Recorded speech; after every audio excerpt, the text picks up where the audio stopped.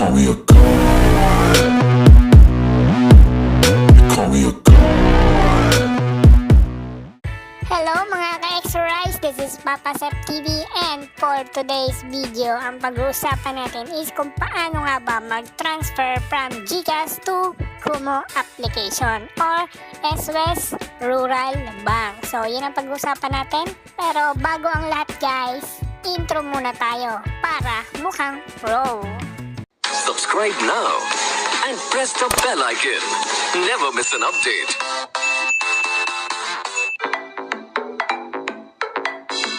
So yun nga guys, so ang pag-uusapan natin ngayon is kung paano nga ba mag-transfer kay Kumu by SWES Bank. So gamit natin si GCash guys, kung paano mag-transfer. So kung nakikita niyo yung laman ng GCash natin is 4 pesos lang, no? So may solution tayo dyan guys.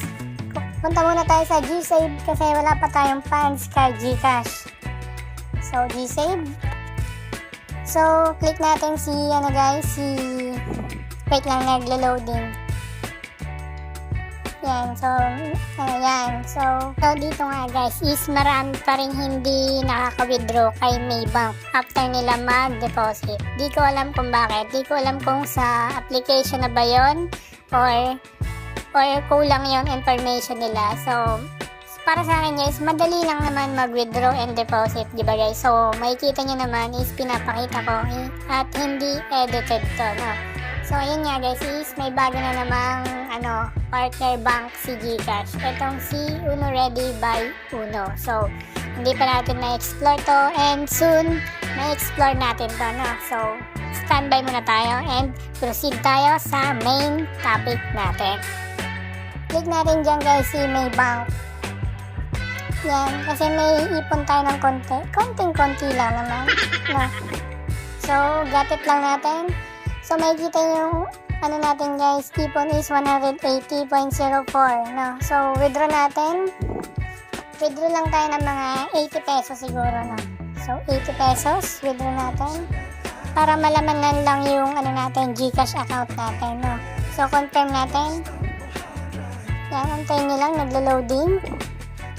Yan, so may yan no guys, may pin, so auto fill code natin, hintay lang natin.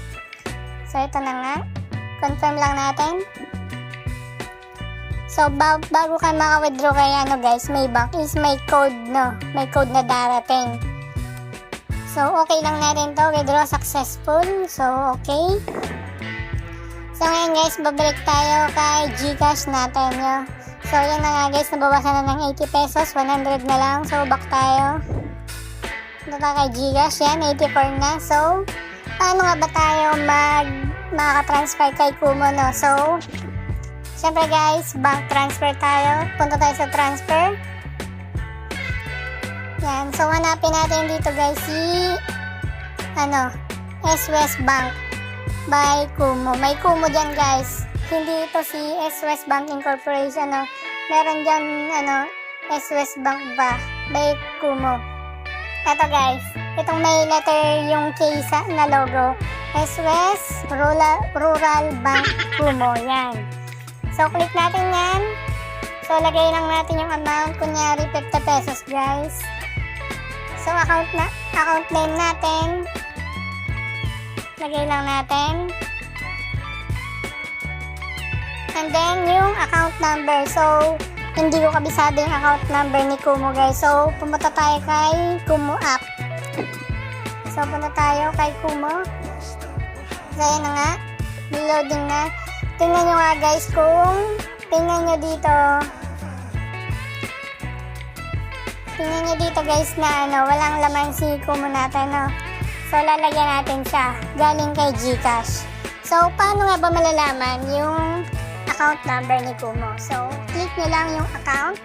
Ito sa baba. Kung napapansin nyo guys, 0 balance, no? So, click nyo yung account. So, pagkakatig nyo ng account guys, ang account number is nasa baba lang ng pangalan natin, no? So, ika-copy natin yan. So, punta tayo dito sa Kumu account details. Yan, Kumu account details. Tapos, click lang natin tong copy, no? itong account number. Copy lang natin. Yan. After makopy guys, is back tayo. Back. So, 00 na guys. Pupunta tayo kay siyempre, Gcash ulit. Yan. Lalagay natin dito yung account number. I-paste natin. So, ayun na nga guys. Na-paste na natin. And, click lang natin yung send money. No? So, click natin. So, ayun na nga guys. Yung SWest Rural Bank Combo. Transfer to, yan. With Gcash. Now, ang nga guys, ang fee niya guys, is transfer fee niya is 15 pesos. So, total of 65 pesos. No? So, confirm natin. Yan, loading lang. So, bago ka makapatransfer guys, is may mag-authentication, no? Code na naman to, no? Authentication, galing dun sa number mo. So, punta tayo sa number natin. Tingnan natin yung code. So, OTP. Copy lang natin. Punta tayo kay Gcash. Bakit ayaw? Mali pala.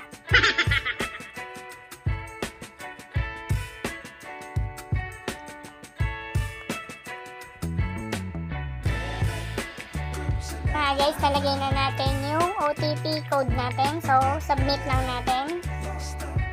Kasi na siya guys. So, ito na yung receipt ni Gcash.